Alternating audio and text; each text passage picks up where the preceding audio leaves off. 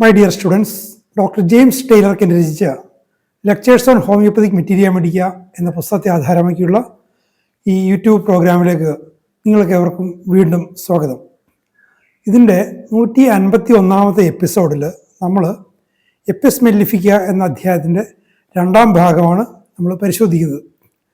എപ്പിസിൻ്റെ പ്രധാനപ്പെട്ട മെൻ്റൽ സിംറ്റംസും നേരത്തെ പറഞ്ഞ സിംറ്റംസിൻ്റെയൊക്കെ ചില കൂടുതൽ സ്വഭാവങ്ങളും അതെങ്ങനെ ഒരു ഫിസിക്കൽ സ്ട്രക്ചറിൻ്റെ ഏതേത് ഭാഗങ്ങളെ ഇത് പ്രധാനമായിട്ടും ബാധിക്കുന്നു തുടങ്ങിയുള്ള ചില നിരീക്ഷണങ്ങളും കെൻ്റ് ഈ ഭാഗത്ത് പറയുന്നുണ്ട്. നമുക്ക് പ്രവേശിക്കാം. Upon the outer surface, then we see that Epis is full of dropsy, red rash, eruptions, urticaria, erysipelas, which inflammations extend to the mucous membranes. Outer സർഫസിലാണ് നമ്മൾ നേരത്തെ കണ്ടതും. എപ്പിസിൻ്റെ ഒരു പ്രവർത്തന മേഖലയും ഔട്ടർ സർഫസാണ്. അവിടെ എല്ലാത്തരം സ്കിൻ പ്രശ്നങ്ങൾ, ഇറപ്ഷൻസ്, അർട്ടിക്കേരിയ, എറിസിപ്പിലാസ് എല്ലാം ഉണ്ട്.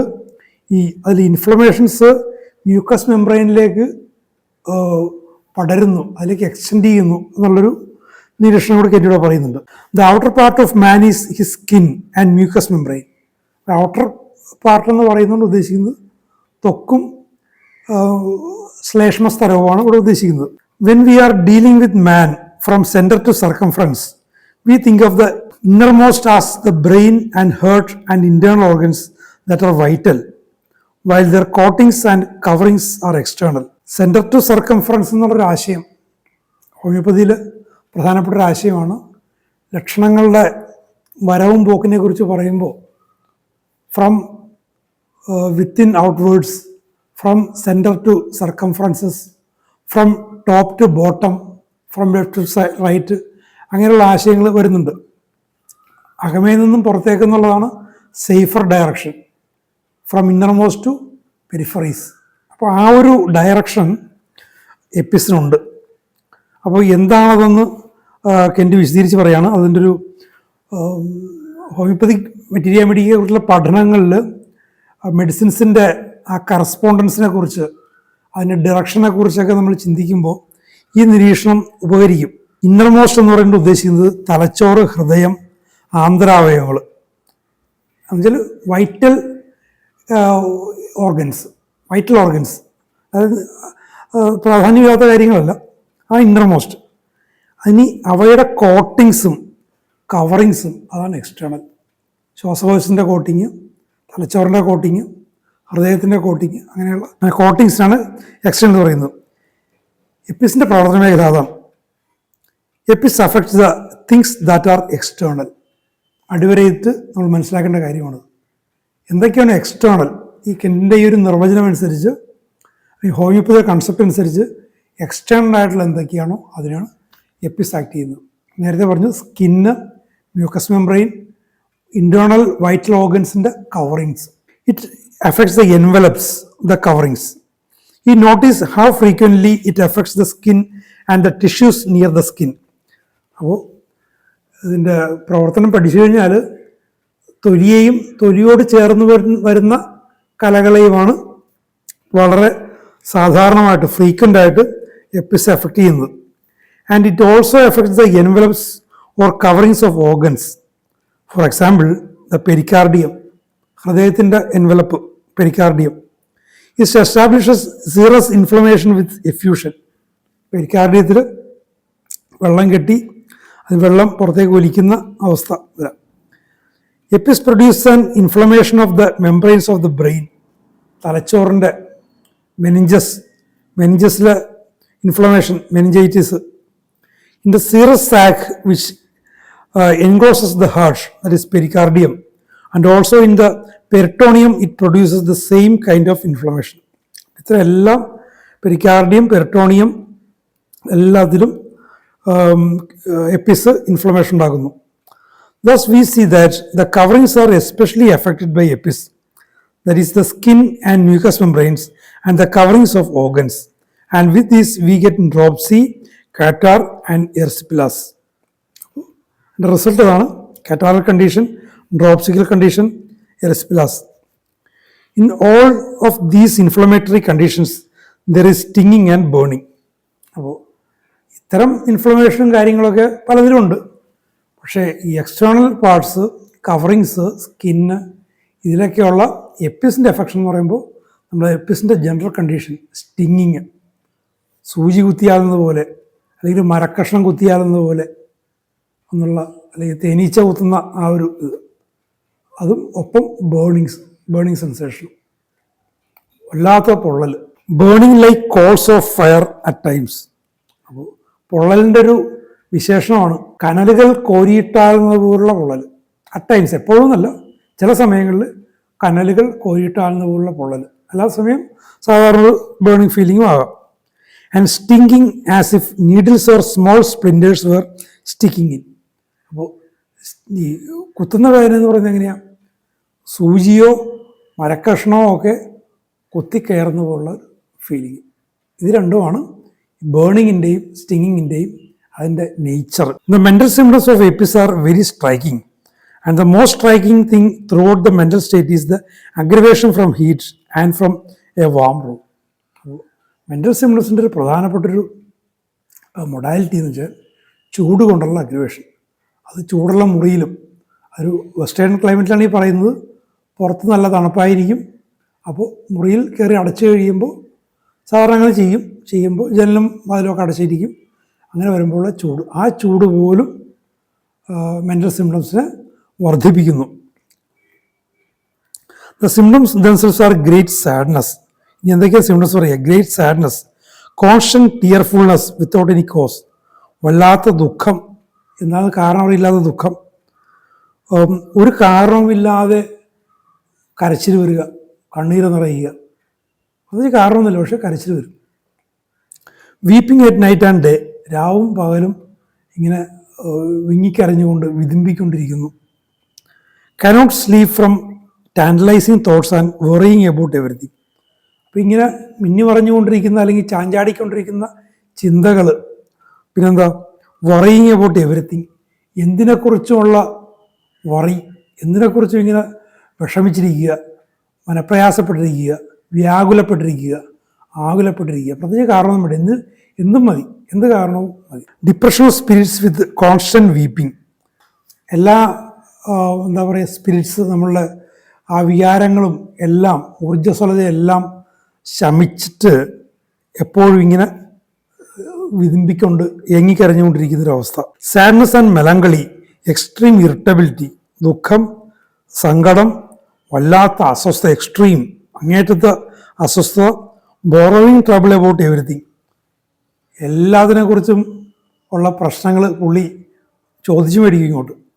പ്രശ്നങ്ങൾ ഇങ്ങോട്ട് വരികയോ പ്രശ്നം ഉണ്ടാക്കുകയല്ല, ഇല്ലാത്ത പ്രശ്നങ്ങൾ ചോദിച്ചു വാങ്ങും. അങ്ങനത്തെ ഒരു കണ്ടീഷനത്. ചില ആളുകളുണ്ട്, ഒന്നും വേണ്ട, പ്രശ്നങ്ങൾ ഉണ്ടാക്കിയെടുക്കും. Foolishly suspicious and jealous. Suspicious ആണ്, ജലസാണ്, സംശയാലു, അസൂയാലു. പക്ഷെ അതൊരു വിഡ്ഢിതത്തിൻ്റെ ഒരു ഭാവം അതിനുണ്ട്. ആളെ കൊണ്ട് വിഡ്ഢി എന്ന് പറയിപ്പിക്കുന്ന തരത്തിലുള്ള മണ്ടത്തരങ്ങൾ, അസൂയ. അപ്പം അസൂയപ്പെട്ട് ന്യായമായ കാര്യത്തിന് വേണ്ടി അസൂയനെ കൊള്ളാം. ഇത് വളരെ ഫൂളിഷായിട്ടുള്ള കാര്യങ്ങൾക്ക് വേണ്ടി അസൂയപ്പെടുന്നു, സംശയിക്കുന്നു. അബ്സല്യൂട്ട്ലി ജോയ്ലെസ്. ജോയ് എന്ന് പറയുന്നത് എന്താ? സന്തോഷത്തിനും അപ്പുറമായ കാര്യമാണ്. ആനന്ദം എന്ന് പറയും. നമ്മൾ ആന്തരികമായ ഒരു നല്ലൊരു അവസ്ഥ, സന്തോഷം. ഒരു ഇഷ്ടപ്പെട്ടൊരു സാധനം കിട്ടുമ്പോൾ സന്തോഷമല്ല, ഒന്നും കിട്ടാത്തപ്പോഴും, ദുഃഖമുള്ളപ്പോൾ പോലും, അല്ലെങ്കിൽ ഇല്ലായ്മയിലും ഒക്കെ ഒരു ആരോഗ്യപൂർണനായ ഒരു വ്യക്തി അനുഭവിക്കുന്ന ആ ഒരു അവസ്ഥയാണ് ആനന്ദം. അത് ഇൻറ്റേർണലാണത്, അത് സ്പിരിച്വലാണത്. ഇവിടെ എന്താണ്? അബ്സല്യൂട്ട്ലി ജോയ്ലെസ്. ആ ജോയ് എന്ന് പറയുന്ന ഒരവസ്ഥ, ആനന്ദം എന്ന് പറയുന്ന സംഭവം പേഷ്യൻ ഇല്ല. Absolutely joyless, absolutely indifferent to everything that would make her happy or joyful. അപ്പോൾ സന്തോഷമോ ആനന്ദമോ ഉണ്ടാക്കുന്ന എന്ത് കാര്യത്തെക്കുറിച്ചും വളരെ ഇൻഡിഫറൻ്റാണ്. അതിനോടൊരു നിസ്സംഗത. സന്തോഷം ഉണ്ടാകുമ്പോൾ ഇഷ്ടപ്പെട്ടൊരു സാധനം, പണമോ ഇഷ്ടപ്പെട്ടൊരു കൂട്ടുകാരനോ കൂട്ടുകാരിയോ വരുന്നത് സന്തോഷം ഉണ്ടാക്കുന്ന കാര്യം. ഇനി ആനന്ദം, ഒന്നും ഇല്ലാത്തപ്പോഴും ശാന്തതയോടുകൂടി, ആന്തരികമായ സമാധാനത്തോടുകൂടി, ആന്തരികമായ ആ ഒരു സന്തോഷം, ആനന്ദത്തോടു ഇരിക്കുക. അപ്പോൾ ഈ ആനന്ദവും ഇല്ല സന്തോഷവും ഇല്ല. അതാണ് നോ ഹാപ്പിനെസ് നോ ജോയ്. അതാണ് അബ്സല്യൂട്ട്ലി ജോയ്ലെസ് ആൻഡ് ഹാപ്പിനെസ് എന്ന് പറയുന്നത്. അപ്പം എങ്ങനെയാണത്? എല്ലാം ഇങ്ങനെയുള്ള വികാരങ്ങൾ, നല്ല വികാരങ്ങൾ ഉണ്ടാകുന്ന എന്തിനോടും ഒരു നിസ്സംഗത, ഈ നിസ്സംഗത കൊണ്ട് വരുന്നതാണത്. നിസ്സംഗത കൊണ്ട് വരുന്ന അതിൻ്റെ ഒരു കാരണമാണ്. No ability to apply things that would make her happy to herself, they must mean someone else. അപ്പോൾ തന്നെ സന്തോഷവതിയാക്കുന്ന എന്തിനേയും എന്തിലും മനസ്സ് ചെലുത്താൻ പറ്റുന്നില്ല. സന്തോഷം ഉണ്ടാകുന്ന കാര്യങ്ങളുണ്ട്. ഒരു ഇഷ്ടപ്പെട്ട പുസ്തകം വായിക്കുക, ഇഷ്ടപ്പെട്ട കാഴ്ച കാണുക, ഇഷ്ടപ്പെട്ട ആളോട് സംസാരിക്കുക, അങ്ങനെ പല കാര്യങ്ങളും, ഇഷ്ടപ്പെട്ട ഭക്ഷണം കഴിക്കുക, അല്ല പണം സമ്പാദിക്കുകയോ ഇഷ്ടമുള്ള കാര്യങ്ങൾ ചെയ്യുകയോ ചെയ്യുക, പൂന്തോട്ടം ഉണ്ടാക്കൽ, കൃഷി ചെയ്യൽ. അപ്പോൾ അത്തരം കാര്യങ്ങളോടൊക്കെ ഒരു ഇൻഡിഫറൻസ് കാണിക്കുന്നു, അല്ലെങ്കിൽ അതിൽ പിന്നെ മനസ്സ് ചെലുത്താൻ പറ്റുന്നില്ല. അങ്ങനെയുള്ള കാര്യങ്ങൾ ചെയ്ത് ബാഹ്യമായ സന്തോഷമോ ആന്തരികമായ ആനന്ദമോ ഉണ്ടാക്കാൻ പറ്റുന്നില്ല, അതിന് മനസ്സ് ചെലുത്താൻ പറ്റുന്നില്ല, അതിനോടൊരു നിസ്സംഗത. അങ്ങനെയാണ് അതിൻ്റെ കാരണങ്ങൾ. Foolish, silly, childish behaviour in A woman in confinement. അപ്പോൾ ഗർഭാവസ്ഥയിരിക്കുന്ന സ്ത്രീയിൽ ഈ ഒരു ഫൂളിഷ്നെസ്, സില്ലിനെസ്, ചൈൽഡിഷ് ബിഹേവിയർ, ഇങ്ങനത്തെ ബിഹേവിയർ എപ്പിസിൽ ഉണ്ട്. എപ്പിസിൻ്റെ ജനറൽ കണ്ടീഷനുമായിട്ട് ചേർന്ന് വന്നു കഴിഞ്ഞാൽ എപ്പിസ് ഹീൽ ചെയ്യും. എങ്ങനെയുള്ള ഗർഭവതിയായ സ്ത്രീകളിൽ എങ്ങനെയാണ് ഒരു കാരണം കൂടി പറയുന്നത്, ഇനി വുമൺ ഇൻ അഡ്വാൻസ്ഡ് ഇയേഴ്സ്, കുറച്ച് പ്രായം ആയിട്ട് ഗർഭമാകുന്ന സ്ത്രീകളിൽ. ടോക്കിംഗ് ഫൂളിഷ് ടു അഡിൽ, വെറുതെ നോൺസെൻസ്. ടു അഡിൽ വെച്ചാൽ വെറുതെ നോൺസെൻസ് എന്ന് പറയില്ലേ, ഒരർത്ഥമില്ലാത്ത കാര്യങ്ങൾ അല്ലെങ്കിൽ വിഡ്ഢിതരങ്ങൾ പുലമ്പിക്കൊണ്ടിരിക്കുക. പുലമ്പുക എന്നൊക്കെ പറയില്ല, പിച്ചുമ്പേയും പറയുക. പിച്ചുമ്പേയും പറയാനല്ല, മണ്ടത്തരങ്ങൾ പറഞ്ഞുകൊണ്ടിരിക്കുക. ഒരു foolishness such as A childhood talk. ഒരു കുട്ടി പറയുന്ന പോലെ, കുട്ടിയപ്പോൾ തോന്നുന്നതൊക്കെ പറയും. കുട്ടിക്ക് അങ്ങനത്തെ റീസണിങ് ഒന്നുമില്ല. ഓൺ സീരിയസ് ഒക്കേഷൻസ്, എപ്പോഴാണ് ഗൗരവമുള്ള സന്ദർഭങ്ങളിൽ ഗൗരവപൂർണ്ണമായിട്ടൊരു കാര്യം പറയാൻ നേരത്ത് കൊച്ചുകുട്ടികളെ പോലെ നോൺസെൻസ് പറഞ്ഞുകൊണ്ടിരിക്കുക. അതും ഇത്തിരി പ്രായത്തിൽ മുതിർന്ന് ഗർഭിണികളായവരിൽ അത് പ്രൂവിങ്ങിൽ കണ്ടു കാണണം. അങ്ങനെ another aspect of the mental state is the delirium which comes on in serious form of brain affections in children. കുട്ടികളിൽ തലച്ചോറുമായിട്ട് ബന്ധപ്പെട്ട ഗുരുതരമായിട്ടുള്ള അവസ്ഥകളിൽ ഡെലിറിയം. The child gradually goes in a state of unconscious. അങ്ങനെ കുട്ടി ക്രമേണ ബോധരാഹിത്യത്തിലേക്ക്, ബോധമില്ലായ്മയിലേക്ക് പോകുന്നു. Lies in a stupor, one side of the body twitching, the other side motionless, rolling head from side to side, head drawn back rigidly, pupils contracted or dilated, eyes very red, face flushed, a stupid state of semi-consciousness. ഇങ്ങനെയുള്ള കുട്ടിയുടെ അവസ്ഥ, delirium വന്ന് ബോധരാഹിത്യത്തിലേക്ക് വന്ന കുട്ടിയുടെ അവസ്ഥ, വന്നിച്ച പോലെ കിടക്കുന്നു. ശരീരത്തിന് ഒരു വശം ട്വിച്ചിങ്, വലിച്ചു കോച്ചലുകളും അതൊക്കെ ഉണ്ട്, മറ്റേ മറുവശം അനങ്ങുന്നില്ല. തല ഇങ്ങനെ ഇട്ട് ഇളക്കുന്നു, ഇങ്ങോട്ട് അങ്ങോട്ടും ഇങ്ങോട്ട് ഇളക്കുന്നു. റോളിങ് ഹെഡ്, ഒരു വശത്ത് മറ്റേ വശത്തേക്ക് ഇങ്ങനെ ഇളക്കുന്നു. തലച്ചോറ്, തല പിന്നിലേക്ക് വളരെ ബലത്തോട് പിന്നിലേക്ക് വലിച്ചു പിടിക്കുന്നു, റിജിഡായിട്ട് വലിച്ചു പിടിക്കുന്നു. കൃഷ്ണമണികൾ ചുരുങ്ങുന്നു, അല്ലെങ്കിൽ ഡൈലേറ്റ് ചെയ്യാം, വികസിക്കുക, രണ്ടും ആകാം. കണ്ണ് നന്നായിട്ട് ചുവന്നിരിക്കുന്നു, മുഖം ഇങ്ങനെ ചുവന്ന് തൊടുത്തു വരുന്നു. ഒരു സ്റ്റുപ്പിഡ് സ്റ്റേറ്റ്, അർദ്ധബോധാവസ്ഥ, നേരത്തെ പറഞ്ഞ പോലെ stupid condition. Child lying with the eyes partly closed as if benumbed. ആകെ മന്ദിച്ച പോലെ, മരവിച്ച പോലെ കണ്ണുകൾ പാതി അടച്ച് കുട്ടീനെ കിടക്കുകയാണ്. It is suitable in congestion of the brain, meningitis or cerebral meningitis with opisthotonos when all the symptoms are aggravated from heat. അപ്പോൾ ഇത് കുട്ടിയിലിങ്ങനെ, അപ്പോൾ ഇത് എങ്ങനെ തലച്ചോറിൻ്റെ നീർവീക്കം, മെനിഞ്ചൈറ്റിസ്, സെർബ്രോ സ്പൈനൽ മെനിഞ്ചൈറ്റിസ്, അതിനോടൊപ്പം ഈ തല ഇങ്ങനെ പിന്നാക്കം ചായുന്ന ഒരവസ്ഥ, ഒപ്പിസ്റ്റോട്ടോണസ്. അതിൻ്റെ മൊഡാലിറ്റി എന്താണ്? എല്ലാ ലക്ഷണങ്ങളും ചൂടുകൊണ്ട് വർദ്ധിക്കുന്നു. ആ ഒരു കണ്ടീഷൻ എപ്പിസ് ഹീൽ ചെയ്യും. The child puts on A more dreadful state if the room becomes over heated. ഇനി മുറിയുടെ ചൂട് കൂടുതലാണെങ്കിൽ, നമ്മുടെ കാലാവസ്ഥയിൽ പറഞ്ഞു കഴിഞ്ഞാൽ ചൂട് കൂടിയ സമയങ്ങളിൽ കട്ടിയുള്ള വസ്ത്രങ്ങൾ ധരിക്കുകയോ അങ്ങനെയൊക്കെ ചെയ്തു കഴിഞ്ഞാൽ ഇതിൻ്റെ സ്ഥിതി കൂടുതൽ വഷളാവും. Becomes extremely death like or pale if the room becomes overheated. വല്ലാതെ ചൂടായി കഴിഞ്ഞാൽ ചത്ത പോലെ ഇപ്പം കുട്ടി. The child is able to do so it kicks the covers of.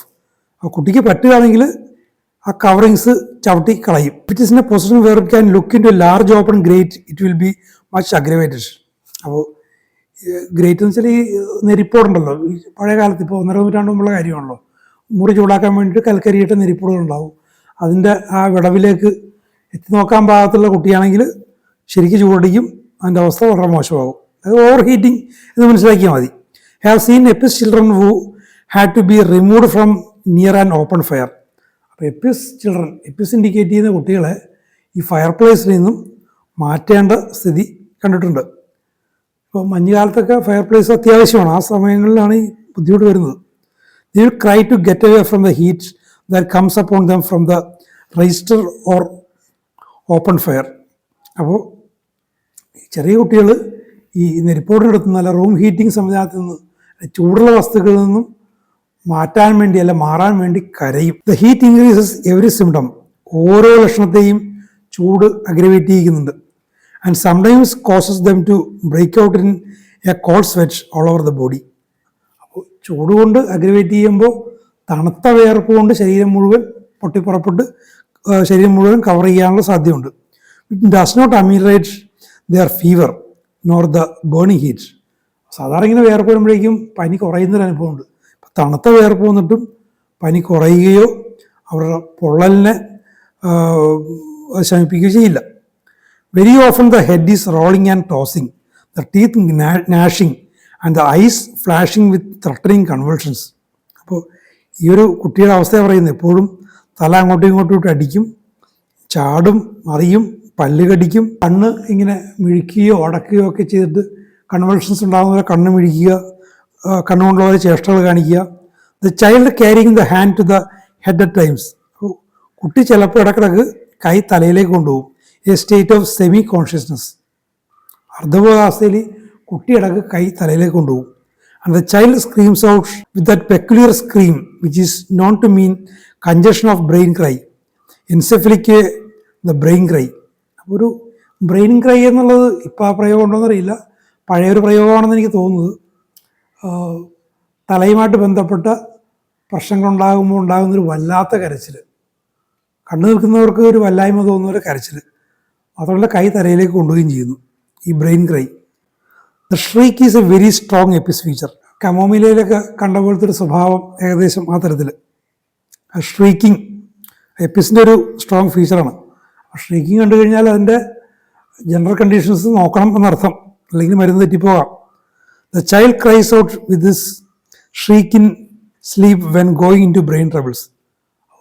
ഈ തലച്ചോറോട് ബന്ധപ്പെട്ട പ്രശ്നങ്ങൾ ഇങ്ങനെ ഡെവലപ്പ് ചെയ്തിരുന്ന കണ്ടീഷനിൽ ഉറക്കത്തിലും കുട്ടികളിൽ ഇങ്ങനെ കരയും, ബ്രെയിൻ ക്രൈ അല്ലെങ്കിൽ ഷ്രീക്കിങ് ക്രൈ എന്നൊക്കെ പറയുന്നത്. It says in the text. ഇതിനെക്കുറിച്ച് വിക്ടീരിയ മെഡിക്ക പറയുന്നതാണ്, സോപ്പർ ഇൻറപ്റ്റഡ് ബൈ പിയേഴ്സിങ് ഷ്രീക്സ്. സോപ്പർ എന്ന് വെച്ചാൽ അസാധാരണമായിട്ടുള്ള ഉറക്കമാണ്. സാധാരണ അസാധാരണ ഉറക്കത്തിനെ തടയുന്ന തരത്തിലുള്ള, തുളച്ചു കയറുന്ന തരത്തിലുള്ള കരച്ചിൽ, തുളച്ചു കയറുന്ന തരത്തിലുള്ള ഇങ്ങനെ വല്ലാതെ വെച്ചുണ്ടാക്കിയുള്ള കരച്ചിൽ. സാധാരണ ഉറക്കത്തിലായിരിക്കും കുട്ടി, ഒരു മയക്കത്തിലായിരിക്കും, അതിനെ ഇൻട്രപ്റ്റ് ചെയ്തുകൊണ്ട് ഇങ്ങനത്തെ കരച്ചിലും വരുന്നു. കണ്ടു നിൽക്കുന്നവരൊക്കെ പേടിച്ചു പോകുന്നൊരവസ്ഥ. തലച്ചോറ് ഇൻവോൾവ് ആണ്, അല്ലെങ്കിൽ തലച്ചോറിൻ്റെ കോട്ടിങ് ഇൻവോൾവ് ആയെന്ന് അർത്ഥം, മെനിഞ്ചൈറ്റിസ് പോലുള്ള അവസ്ഥ. We must be able to see in the general beginning of provings the disease which they resemble. അപ്പോൾ പ്രൂവിങ്ങിൻ്റെ തുടക്കത്തിൽ ഏതുതരം രോഗാവസ്ഥയോട് സാമ്യമുള്ള അവസ്ഥകളാണ് വരുന്നതെന്ന് നമ്മൾ മനസ്സിലാക്കിയിരിക്കണം.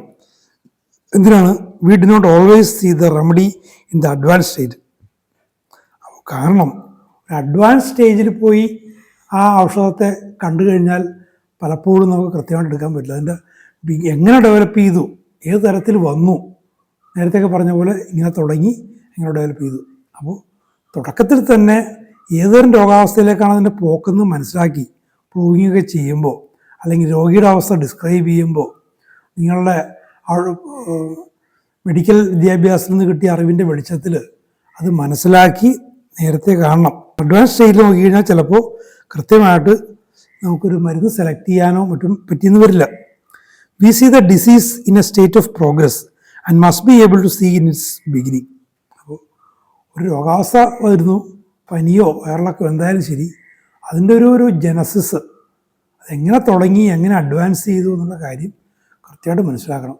നമ്മൾ ഔഷധങ്ങളിൽ മിക്കതിലും അങ്ങനെ ഉണ്ട്. ആ ഒരു പ്രോഗ്രഷൻ മനസ്സിലാക്കിയാലേ കൃത്യമായിട്ടുള്ള ഔഷധത്തിലേക്ക് എത്താൻ പറ്റുള്ളൂ. അല്ലെങ്കിൽ ഒരു ഫൈനൽ സ്റ്റേറ്റ് നിങ്ങളടുത്ത് വരും. പക്ഷേ വിദേശം ഹോമിയോപ്പതിയിലൊക്കെ വരുന്നത് ചിലപ്പോൾ വഷളായ കേസുകളൊക്കെ ആയിരിക്കാം. അങ്ങനെ വരുമ്പോൾ സൂക്ഷിക്കണം. ഇനി ഞാൻ നേരത്തെ ഒരു ഘട്ടത്തിൽ പറഞ്ഞ പോലെ ഒരു ബിഗിനിങ്ങിൽ വരുമ്പോൾ നിങ്ങൾക്ക് സിംറ്റംസ് കൃത്യമായിട്ട് എടുക്കാൻ പറ്റുന്നില്ല, അത് ഡെവലപ്പ് ചെയ്താൽ അപകടകരമെന്നൊക്കെ പറഞ്ഞു കഴിഞ്ഞാൽ ആ ഒരവസ്ഥയിൽ നമുക്ക് പ്ലാസിബോ കൊടുത്തോ അല്ലെങ്കിൽ എന്തെങ്കിലും ഫെറംഫോസ് പോലുള്ള എന്തെങ്കിലുമൊക്കെ സാധനം ഒരു ഡോസൊക്കെ കൊടുത്തൊക്കെ ഒന്ന് വെയിറ്റ് ചെയ്യിക്കാം. ഒരു ദിവസമോ 2 ദിവസമോ കഴിഞ്ഞ് വരാൻ പറയാം. ചിലപ്പോൾ തനിയെ പോകുന്നതാണെങ്കിൽ പൊയ്ക്കോളും, പേഷ്യൻറ്റിനും അതുകൊണ്ട് സമാധാനം ഉണ്ടാകും. അപ്പോൾ നമുക്കൊരു അതിൻ്റെ ഡെവലപ്ഡ് കണ്ടീഷൻ മനസ്സിലാക്കാൻ പറ്റും. അല്ലെങ്കിൽ ചിലപ്പോൾ തെറ്റിപ്പോകാൻ സാധ്യതയുണ്ട്. As was the disease in the beginning so was the remedy in the beginning. അപ്പോൾ ഒരു രോഗാവസ്ഥയുടെ തുടക്കം എങ്ങനെയാണോ അതേപോലെ തന്നെയായിരിക്കും ഒരു മെഡിസിൻ്റെ പ്രൂവിങ്ങിലും അതിൻ്റെ തുടക്കം. അപ്പോൾ മരുന്നുകളുടെ തുടക്കവും പ്രോഗ്രഷനും ഒടുക്കവും പോലെ രോഗാവസ്ഥയുടെ തുടക്കവും പ്രോഗ്രഷനും ഒടുക്കവും അങ്ങനത്തെ ഒരു ആ പ്രോഗ്രഷനിലുള്ളൊരു മാച്ചിങ് കൂടി നോക്കേണ്ടി വരും പല കേസുകളിലും. Things that have similar beginnings may have similar endings. ഇത് ഷേക്സ്പിയറുടെ ഒരു കൃതി വെച്ചുകൊണ്ട്, കൃതിയിലൊരു പ്രസിദ്ധമായൊരു വാചകം വെച്ചാണ് കെൻഡിയോട് പറഞ്ഞിരിക്കുന്നത്. Things that have similar beginnings may have similar endings. സമാനമായ തുടക്കങ്ങളുള്ളത് സമാനമായ അവസാനങ്ങളിലേക്കും അന്ത്യങ്ങളിലേക്കും എത്തും. അപ്പോൾ അത് പറഞ്ഞുകൊണ്ട് എൻ്റെ കൺക്ലൂഡ് ചെയ്യാൻ. അപ്പോൾ ഇതിൽ നിന്ന് കിട്ടുന്ന പല പാഠങ്ങളുണ്ട്. ഒരു പ്രധാനപ്പെട്ട പാഠം ഒരു രോഗാവസ്ഥയെ അതിൻ്റെ സമഗ്രതയിൽ, അതിൻ്റെ പുരോഗതിയെ, അതിൽ വരുന്ന മാറ്റങ്ങളെ അതിൻ്റെ സമഗ്രതയിൽ കാണാൻ പഠിക്കണം. തുടക്കം മുതൽ ഒടുക്കം വരെ എങ്ങനെ തുടങ്ങി എങ്ങനെ വന്നു. അപ്പം അത്തരം കാര്യങ്ങളിൽ എന്തെങ്കിലും സന്ദേഹമുള്ളപ്പോൾ മറ്റുള്ളവർ ബൈസ്റ്റാൻഡേഴ്സിനോടും റിലേറ്റീവ്സിനും ചോദിക്കുക. കുറച്ച് വെയിറ്റ് ചെയ്യണമെങ്കിൽ വെയിറ്റ് ചെയ്യുക. രോഗി കോൺഫിഡൻസ് കൊടുക്കുന്ന തരത്തിൽ വെയിറ്റ് ചെയ്യുക. അല്ല മരുന്നിപ്പോൾ കഴിക്കേണ്ടെന്നൊക്കെ പറയാത്ത തരത്തിൽ പ്ലാസിബോയോ അതിൽ കൊടുത്ത് മാനേജ് ചെയ്യുക. അപ്പോൾ അതൊക്കെ വിജയകരമായ പ്രാക്ടീസിന് വേണ്ടുന്ന ടിപ്സാണ്.